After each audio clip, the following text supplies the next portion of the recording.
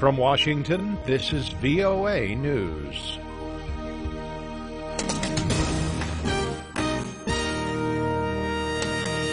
I'm David Byrd reporting Syrian warplanes, artillery, and mortars continued to pound rebel-held areas in eastern Aleppo on Saturday. The Britain-based Syrian Observatory for Human Rights said at least 3 people were killed. The Syrian Civil Defense forces put the death toll at 6. UN Special Envoy for Syria Staffan de Mistura said in Rome that the humanitarian situation is becoming more desperate, especially because of cold weather. I can't imagine President Putin talking to President Trump on the 21st of January and having a discussion about Syria with Aleppo destroyed and a massacre there. I don't think that would be a good thing to imagine. Meanwhile, Russia's Foreign Minister Sergei Lavrov said Moscow is ready to send military experts and diplomats to Geneva to work with the United States to ensure the pullout of all rebels from eastern Aleppo. Lavrov will meet with Secretary of State John Kerry next week in Geneva. In Oakland, California, officials fear a massive fire will cause more than 40 deaths. At least 9 people are confirmed dead and 25 are still unaccounted for.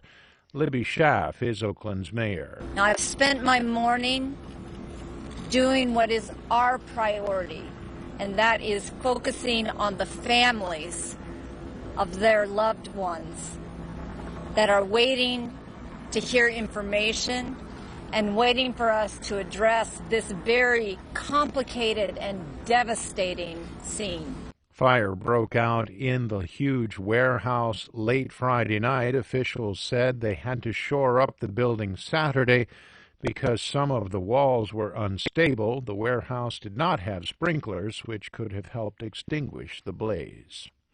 This is VOA News. Fallout continued Saturday from U.S. President-elect Donald Trump's Friday phone call with Taiwan's leader Tsai Ing-wen. China's Foreign Minister Wang Yi called it a petty trick by Taiwan and re-emphasized that the One China policy is the basis of Washington's relationship with Beijing. Washington ended diplomatic relations with Taipei in 1979, but still sells the island billions of dollars in defense and other supplies. China regards Taiwan as a renegade province. Full military honors and thousands of fans for a tiny stadium in Chapecó, Brazil on Saturday to honor the Chapecoense football team whose members died in a plane crash on Monday. Heavy rain fell as grief-stricken fans mourned the loss of the modest club members who nearly reached the pinnacle of Latin American football. The accident Monday in the Colombian Andes claimed most of the team's players and staff as they headed to the finals of one of Latin America's most important club tournaments. 71 of the 77 people on board died, including 19 players on the team. The cortege bearing the ashes of former Cuban leader Fidel Castro has reached Santiago de Cuba, where an elaborate funeral service is planned for Sunday.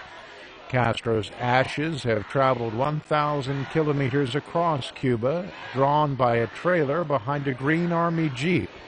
Thousands of Cubans have lined the route from Havana to Santiago to say their farewells. Castro died last week at the age of 90.